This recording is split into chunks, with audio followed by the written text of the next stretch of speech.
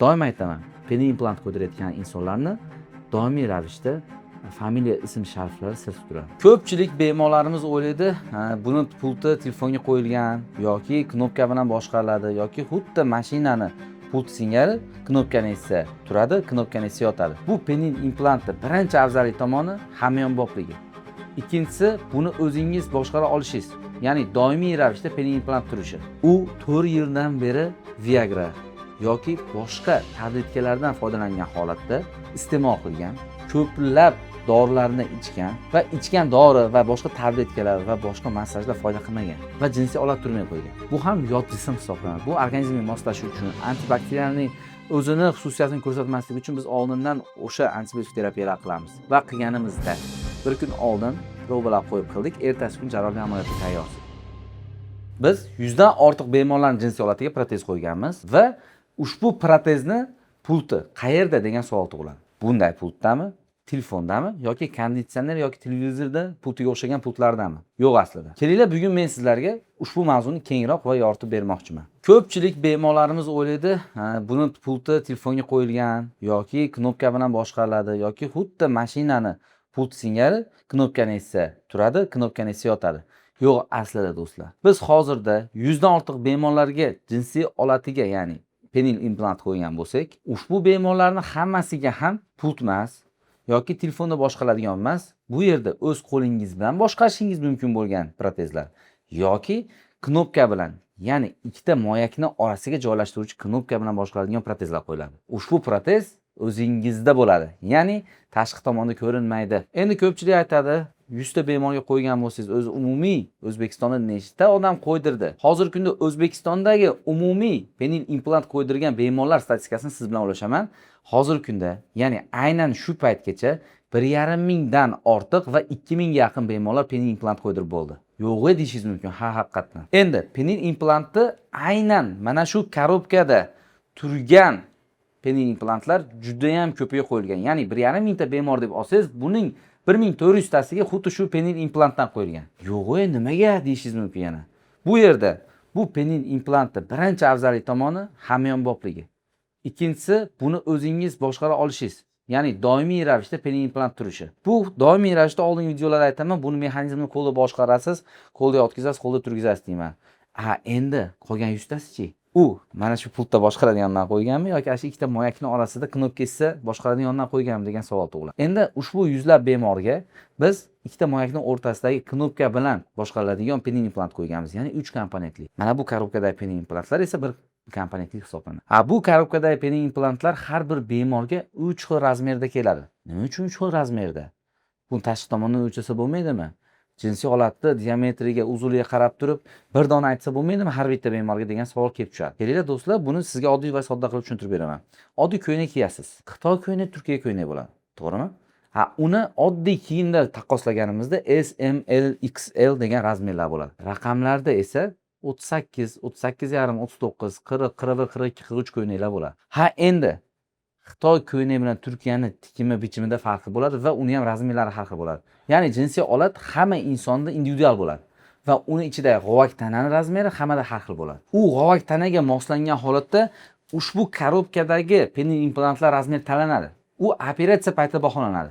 Biz tashqi tomondan qisman misol S, M, L razmerini olib kelib qo'yishimiz mumkin. Ba'zi bemorga M, L, XL ni olib kelamiz. Ya'ni razmerlar bu yerdagi jinsiy olatning ichidagi g'ovak tana diametri va uzunligiga bog'liq bo'ladi va shunga qarab turib operatsiya paytida ushbu razmer tanlanadi. 1400 ta bemorda ham xuddi shunday jarrohlik amaliyoti o'tkazilgan. Shaxsan bizning klinikada, bizning jamoada 300 ga yaqin, 100 dan ortig'ini esa o'zim o'tkazgan bo'lsam ushbu amaliyotda, ularning har bittasiga ham xuddi shunday peniy implant qo'yib kelganman va shu tarzda. Va bemorga kelganida xuddi shu 3 xil razmerda kelishi-yu va ushbu bemorning peniy implanti razmerlari qanday tushishi haqida batafsil tushuntirganman va oldingi videolarda ham aytganman. Aynan bugungi kunda, bugun jarrohlik amaliyotida bo'lgan 35 yoshlik bemorimiz ham mana shu peniy implantdan qo'ydirdi. Ya'ni bu hamyonbopligi emas, balkim buni mexanizmi buzilmasligi va uzoqroq xizmat qilishligini o'zi o'ylab, fikrlab turib, men tushuntirgandan keyin mana shuni qo'ydirsam bo'ladi ekan deb turib qo'ydirdi.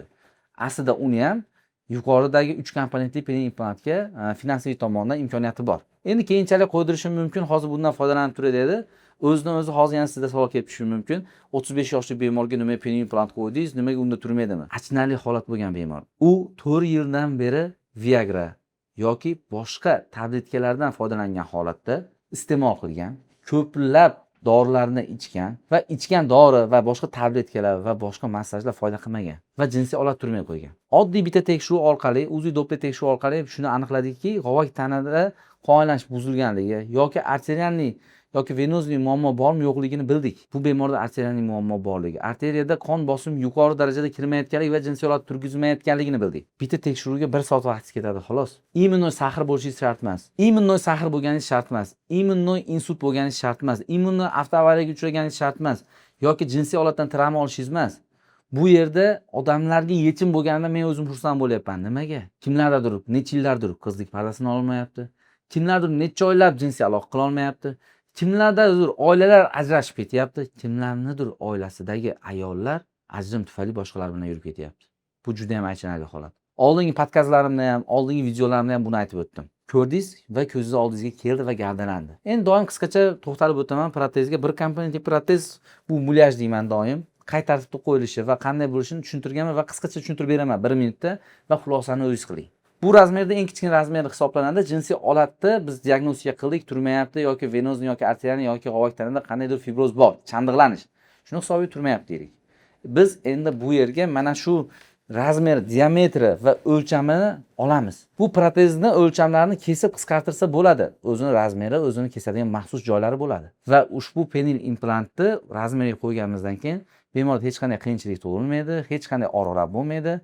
3 kundan 5 kungacha klinikada bizda statsionar sharoitda yotib davolanib, keyin uyga ketishingiz mumkin bo'ladi. 1 oydan keyin jinsiy aloqa qilasiz. Ko'pchilik operatsiyadan qo'rqadi va operatsiya jarrohlik amaliyoti uzoq davom etadi deydi.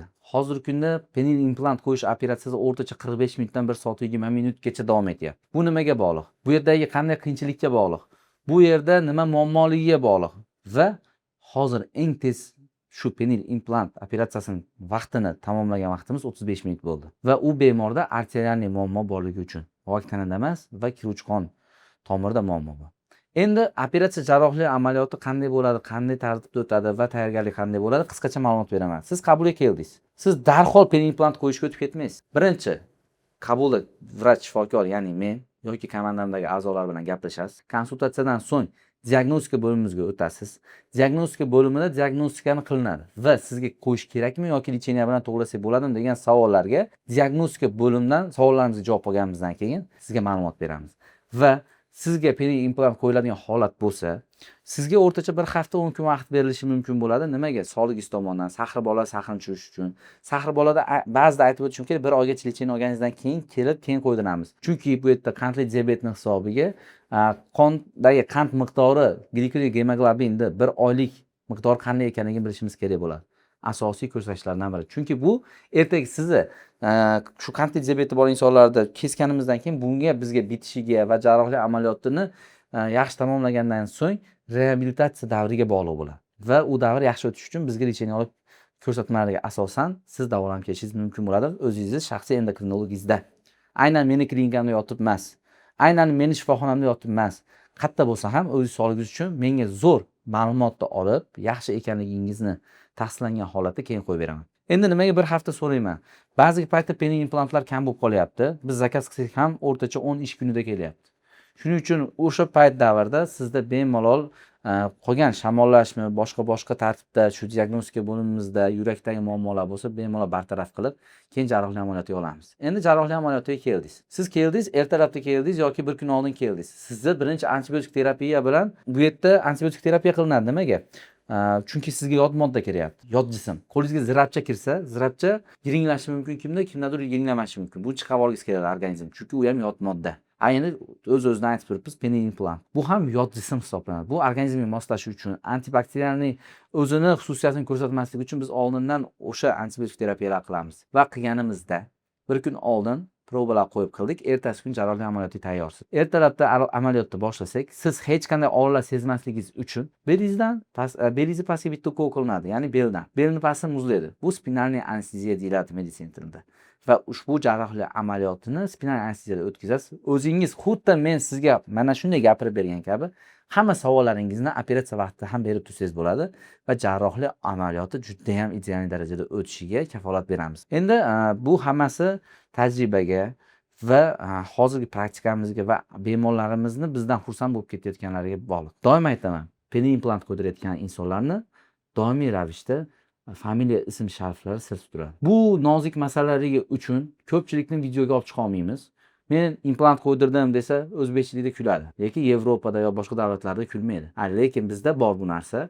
Lekin bu oilasini saqlab qolish uchun qildirgandir. Bu qizlik pardasini olish uchun qildirgandir. Bu o'zini hayot sifatini yaxshilash uchun, bu ayolini qoniqtirish uchun qildirgandir degan savollar tug'ilmaydi bizda. Aslida bunda muammo bilan kelib, muammoga yechim topib ketayotgan bemorlar juda ham ko'p.